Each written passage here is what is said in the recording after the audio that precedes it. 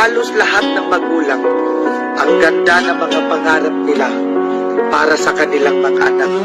Dahil walang mga magulang ang nangangarap na maranasan ng kanilang anak ang maghirap sa buhay, kagaya ng naranasan nilang hirap sa buhay. Kaya paalala sa mga anak na mahilig lumaban at sumasagot-sagot sa kanilang magulang. Respeto. Igalang mo ang iyong mga magulang. Tandayan ng maayos na pagmamahal at mabuting anak.